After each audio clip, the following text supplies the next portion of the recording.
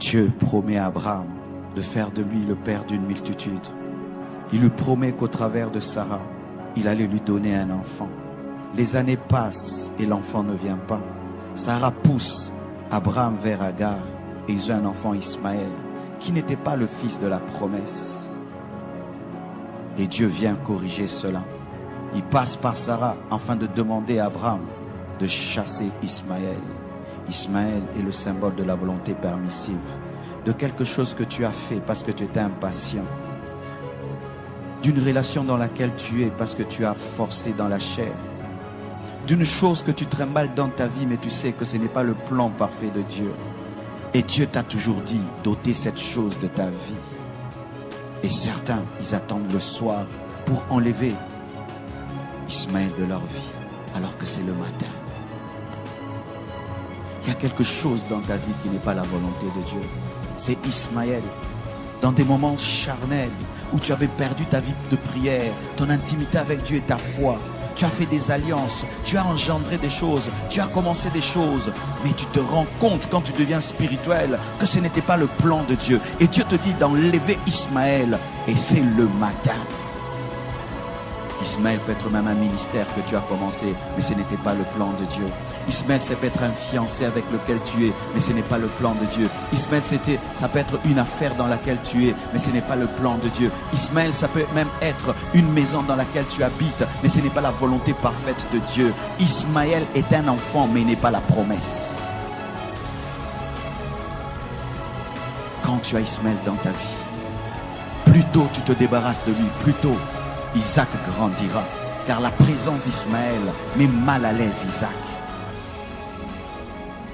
Qui est Ismaël dans ta vie? Un amoureux de Dieu ne tarde pas d'enlever Ismaël. Tôt le matin, il enlève Ismaël. Quand tu te rends compte dans ta vie que ce que tu pensais être le plan parfait de Dieu n'est pas le plan parfait de Dieu, tu peux dire à un fiancé: je pensais que tu étais l'homme de ma vie, mais Dieu m'a dit que moi, je serai une grande servante de Dieu. Je ne peux pas épouser un païen.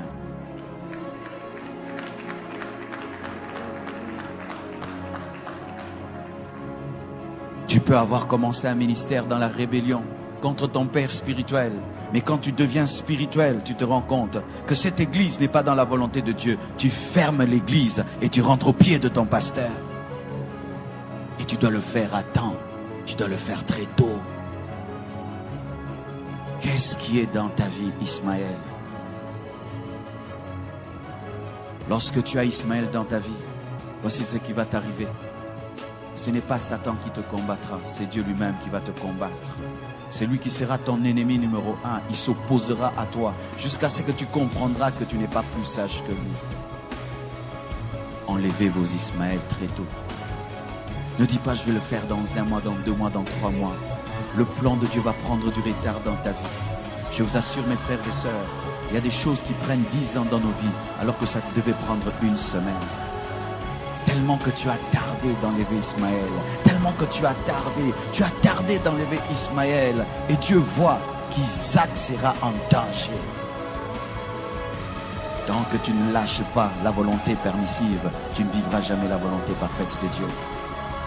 Certains ici, vous êtes dans des relations qui ne sont pas de Dieu. Tu vis dans la même maison qu'un homme qui ne t'a pas épousé. Mais Dieu t'a toujours dit qu'il va te donner ton mari. Mais voici la condition que tu as donnée à Dieu. Donne-moi d'abord mon mari avant que j'abandonne celui-ci. Ça ne marche pas comme ça. Tu lâches Ismaël. Tu dois lâcher Ismaël. Tu dois lâcher Ismaël. Je dis tu dois lâcher Ismaël. Dieu me dit qu'il y a des gens qui sont dans de telles situations, qui sont en train de poser des conditions à Dieu avant d'obéir. Vous allez obéir trop tard.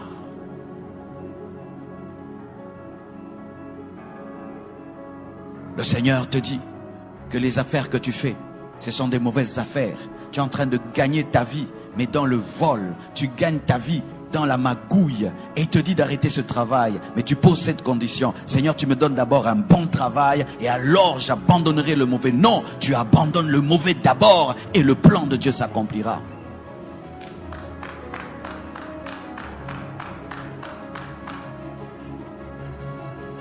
Es-tu dans la volonté parfaite de Dieu? La chose que tu as a été engendrée par quoi? Par l'impatience? A été engendrée par la chair? a été engendré par l'esprit, a été engendré par toi-même. Tu as forcé les choses. Et voilà que tu as Ismaël entre tes mains. Un enfant problématique. Jusqu'aujourd'hui, Ismaël est un problème pour Abraham. Ismaël a engendré tous ces gens qui bombardent le monde et qui créent des guerres dans le monde entier. Faites très attention. Obéissez à temps. Vous savez, mes frères et sœurs, lorsqu'une maladie est au début, on peut la soigner très tôt. Mais si tu la laisses grandir, tu peux vivre une amputation. Plus tôt tu obéiras à Dieu, plus tôt Dieu te guérira. Et si tu fais 10 ans, 20 ans, 30 ans avec Ismaël, il fera partie de ta vie. Et le jour que Dieu va l'enlever, une partie de toi sortira. C'est lorsque des gens arrivent jusqu'à avoir des enfants avec un mari d'autrui, des enfants qui ont grandi. Et là maintenant, l'Esprit de Dieu te dit de te séparer. Mais vous voyez le déchirement que ça cause. Ce n'est pas seulement que tu te sépares d'un homme, mais il y a des enfants. Pourquoi? Tu as gardé d'enlever Ismaël de ta vie.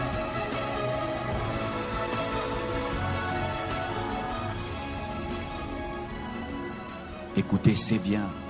Dire qu'on a bien prêché dans la convention, c'est bien.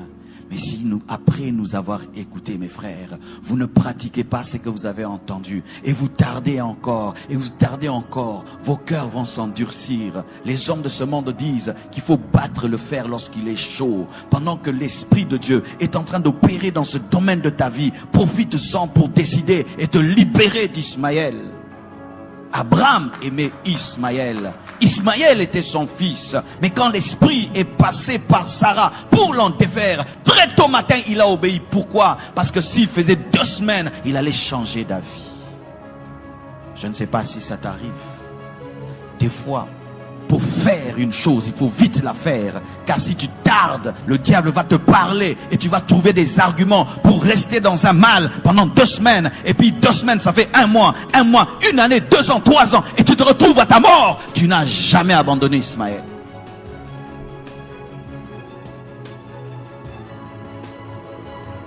Même si tu vas laisser Ismaël dans le désert en pleurant, pleure, mais laisse-le dans le désert. Même si tu vas te séparer de cette fille en pleurant, pleure, mais laisse-la dans le désert. Même si tu vas sortir de cette relation en pleurant, pleure, mais laisse ça dans le désert. Parce que Jésus ne vient pas par Ismaël, Jésus vient par Isaac, Jésus vient par Isaac. La promesse n'est pas faite à Ismaël, elle est faite à Isaac. Et tu es en train de t'attacher à ce qui ne t'engendrera rien du tout. Certains même, vous êtes dans des églises qui sont des Ismaël. Tu es allé dans une église par colère, tu es allé dans une église par rébellion, tu es allé dans une église par impatience. Et là-bas, tu es en train de mourir spirituellement, tu es en train de mourir en toi-même. Et le Seigneur te parle et il te dit, ce n'est pas l'endroit, mais tu as déjà une responsabilité, tu as déjà des postes, tu as des ceci, de cela, et tu te regardes que tu perdras cela. Tout ce qu'on t'a donné là-bas comme titre, c'est Ismaël. Car des fois, le diable encourage la rébellion en faisant qu'on t'élève dans la rébellion. Ismaël, ce sont des faux papiers. Des faux papiers. Tu t'appelles Jonathan, mais dans tes papiers, tu t'appelles Gélor. Des faux papiers. Une vie de mensonge, où tu mens chaque année et chaque mois. Ismaël, une vie qui n'est pas ta vie. Lorsque tu regardes ta vie, est-ce que c'est ta vraie vie? Aimes-tu ta vie? Es-tu heureux de cette vie que tu as? C'est Ismaël. Tu dois quitter cette vie, mais tu dois décider quand? Le matin.